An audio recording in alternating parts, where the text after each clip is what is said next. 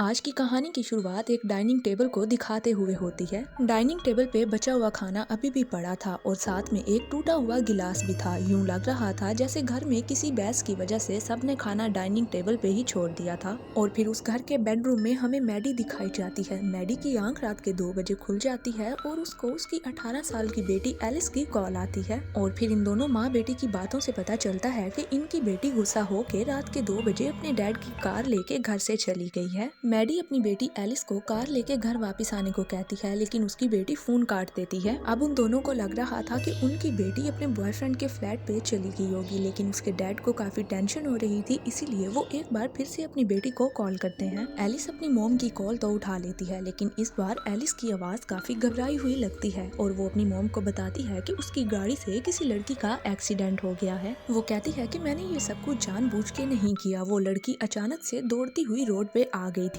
उसके mom and dad दोनों अब घबरा जाते हैं और एलिस की मॉम उससे कहती है कि फौरन से एम्बुलेंस को कॉल करो। एलिस उनको बताती है कि उसने पहले ही एम्बुलेंस को कॉल कर दी है और अगले 20 मिनट में एम्बुलेंस वहाँ पे पहुँच जाएगी। एलिस के मॉम एंड डैड कॉल पे उसके साथ रहते हैं और उसकी बताई हुई लोकेशन पे जल्दी ही अपनी कार से उसकी तरफ निकल पड़ते हैं, क्योंकि एलिस उनके घर से 40 मिनट की दूरी पे एक घने जंगल के अंदर फंसी हुई थी। एलिस कॉल पे अपने मॉम एंड डैड को बताती है कि उस लड़की का बहुत सारा खून बह चुका है। उस लड़की की आंखें तो खुली हुई है, लेकिन ठीक से वो सांस भी नहीं ले पा रही। एलिस के डैड उसे कहते हैं कि बेटा तुम घबराओ नहीं, हम जल्दी ही तुम्हारे पास पहुंच जाएंगे। एलिस की मॉम खुद एक पैरामेडिक होती है, जिसकी वजह से वो एलिस को सीपीआर देने का तरीका बताती है। वो अपनी बेटी से कहती है कि तुम उस जख्मी लड़की की चेस्ट पे आराम आराम से प्रेस करो। एलिस अपनी मॉम की बात मान के उस लड़की को काफी देर तक सीपीआर देती रहती है, लेकिन उस लड़की पे कोई भी असर नहीं होता। और फिर तभी एलिस की कॉल में से किसी की हड्डियां टूटने जैसी आवाज आती है। एलिस अपने मॉम एंड डैड को बताती है कि चेस्ट कंप्रेशन की वजह से उस लड़की की चेस्ट की हड्डियां ही टूट गई हैं और अब एलिस बुरी तरह से घबरा जाती है। उसकी मॉम उसे कहती है कि डॉक्टर्स के आने तक जैसे भी हो सकता है तुम उस लड़की की देखभाल करो, लेकिन एलिस के डैड को लगता है कि वो लड़की अब मर चुकी है। वो एलिस को वापस जाके गाड़ी में बैठने को बोलते हैं और एलिस भी अपने डैड की बात मान के अपनी गाड़ी में वापस जाके बैठ जाती है। और इस पूरे हिस्से में हमें एलिस की साइड नहीं दिखाई जाती, वो फोन पे ही अपने मॉम एंड डैड से सिर्फ बातें कर रही होती है। और फिर एलिस के मॉम एंड डैड डिसाइड करते हैं कि वो पुलिस को बता देंगे कि हमारी बेटी से गलती से एक्सीडेंट हो गया है। और फिर एलिस अपने मॉम एंड डैड को बताती है कि ये सब कुछ सच नहीं है। वो बताती है कि उसने ड्राइव करते वक्त ड्रग्स ली हुई थी, जिसकी वजह से उससे एक्सीडेंट हो गया। और फिर उसके मॉम एंड डैड को समझ आ जाती है कि एलिस से नशे की हालत में एक्सीडेंट हुआ है और एम्बुलेंस बुलाने वाली बात भी एलिस ने झूठ कही है। बस एलिस ये चाहती थी कि किसी तरह भी उसके मॉम एंड डैड जल्दी से उसके पास पहुंच के उसको बचा लें, लेकिन अब एलिस के मॉम एंड डैड का डर और भी बढ़ चुका था। और फिर एलिस के डैड अपनी बेटी को बचाने के लिए ये तय करते हैं कि वो वहाँ पे पहुँच के एक्सीडेंट की सारी जिम्मेदारी अपने ऊपर ले लेंगे। लेकिन एलिस की मॉम को ये फैसला ठीक नहीं लगता कि उसकी गलतियों पे पर्दा डाला जाए, क्योंकि अगर ऐसे हुआ तो उसे हमेशा गलतियाँ करने की आदत हो जाएगी और अब इसके अलावा उनके पास और कोई रास्ता भी नहीं था। इसीलिए वो ये सब सोच के काफी उदास हो जाते हैं। और मूवी की शुरुआत में जो बहस हमें दिखाई जाती है वो एलिस की प्रेगनेंसी को लेके हुई थी। एलिस अपने बच्चे को पैदा करना चाहती थी, लेकिन उसके मॉम एंड डैड चाहते थे कि वो ये प्रेगनेंसी खत्म कर दे, क्योंकि उसके मॉम एंड डैड को लगता था कि इतनी छोटी सी एज में वो इस जिम्मेदारी को लेने के लिए तैयार नहीं है। लेकिन एलिस ये सब कुछ नहीं चाहती थी और इसी बहस के बाद वो अपने डैड की गाड़ी लेके जंगल की ओर निकल गई थी।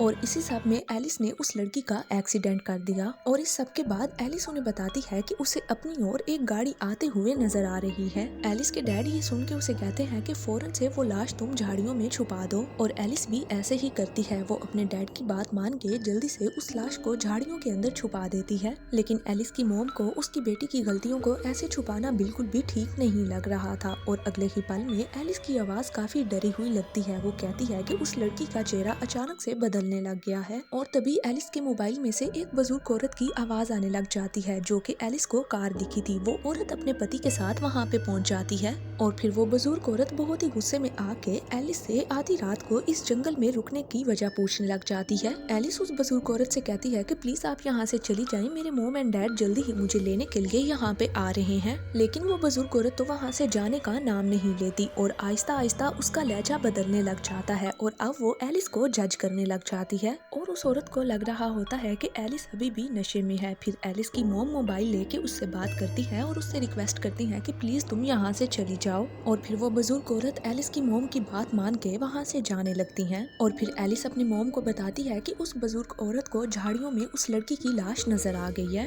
और अब एलिस घबरा के डिसाइड करती है कि वो इस जंगल से भाग जाएगी। लेकिन एलिस की मॉम उसको भागने से मना करती है और तभी दूसरी ओर से एलिस की गाड़ी का शीशा टूटने की आवाज आती है, जो कि उस बुजुर्ग औरत ने शीशा तोड़ दिया था। और फिर इतने में एलिस की तेज चीखों के साथ एलिस की कॉल भी कट जाती है। लेकिन फिर से कॉल लगाने पे एलिस की मॉम के साथ जब एलिस का राब्ता होता है तो एलिस अब शांत थी और वो बुजुर्ग औरत एलिस की मॉम को बताती है कि उसने कार का शीशा इसलिए तोड़ा कि वो एलिस की गाड़ी की चाबी ले सके, ताकि एलिस घबराहट में खुद को कोई नुकसान ना पहुंचा सके। और अब वो बुजुर्ग औरत वहाँ पे पुलिस को बुलाना चाहती है, क्योंकि वो बताती है कि जिस अनजान लड़की को एलिस ने टक्कर मारी है वो लड़की अभी भी जिंदा है। एलिस के डैड उससे रिक्वेस्ट करते हैं, लेकिन वो औरत मानने से इनकार कर देती है। और फिर एलिस के डैड उस बुजुर्ग औरत को सच बता देते हैं कि वहाँ जाके वो सारा इल्जाम अपने सर ले लेंगे और ये भी रिक्वेस्ट करते हैं कि प्लीज हमारे आने तक वो किसी को वहाँ पे ना बुलाए। और फिर एलिस के डैड रोते हुए उस औरत से कहते हैं कि बस वो कैसे भी करके अपनी बेटी को बचाना चाहते हैं। और वो बुजुर्ग औरत एलिस के डैड की बातों को समझ जाती है और मोबाइल एलिस को पकड़ा देती है।